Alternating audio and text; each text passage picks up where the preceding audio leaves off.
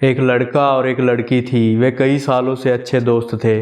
वे phone पर कई घंटे बातें किया करते थे और दिन भर हजारों एसएमएस एक दूसरे को भेजा करते थे। जब तक वे साथ थे उन्हें किसी और चीज़ की फिक्र नहीं थी। दुख की आहट उनसे कोसों दूर थी। सब कुछ बहुत अच्छा चल रहा था, लेकिन एक दिन लड़के ने पूरा दिन फ़ोन नहीं उठाया और ना ही कोई एसएमएस भेजा।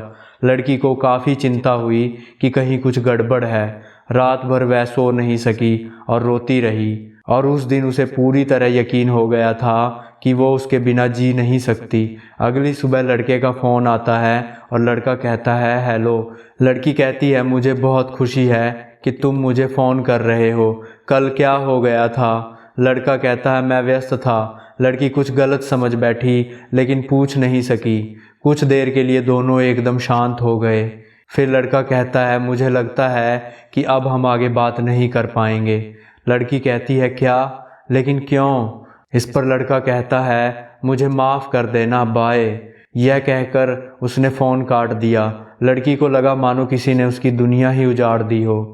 उसके साथ बिताए हर लम्हे उसकी आंखों के सामने नज़र आने लगे और वो फफक कर रोने लगी। उसे कुछ समझ में नहीं आ रहा था। वह बेहद अकेली और टूटी हुई महसूस कर रही थी।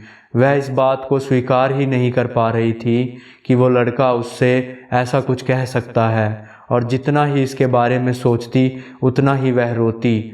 वह उसका नाम लेकर चिल्लाती, अपने बाल नोचती और बार बार यही कहती तुमने ऐसा क्यों किया।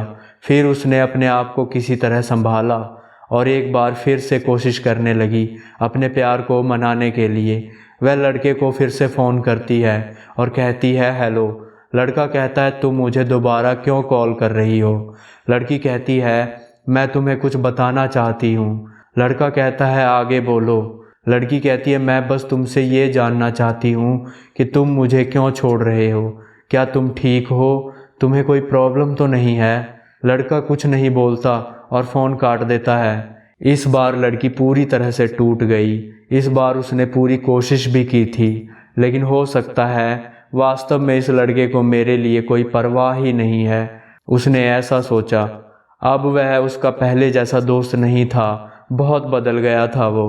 वह रोती ही जा रही थी। उसके आंसू रुकने का नाम ही नहीं ले रहे थे।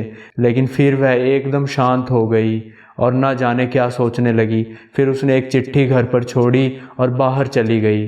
करीबन 5 घंटे बाद लड़के के कमरे में फ़ोन की घंटी बजती है। इस बार लड़की की माँ फ़ोन पर थी। लड़की को एक कार ने टक्कर मार दी थी और वह अस्पताल में भर्ती थी। लड़का तुरंत अस्पताल पहुंचा, जहां लड़की को भर्ती कराया गया था। लड़की ने लड़के का नाम लेते हुए अपनी आंखें खोली।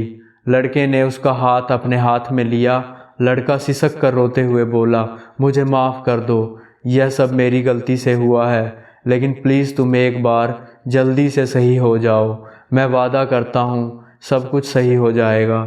इस पर लड़की ने कहा मैं अब शायद कभी भी सही नहीं हो पाऊँगी। इस पर लड़के ने कहा नहीं प्लीज़ ऐसा ना कहो।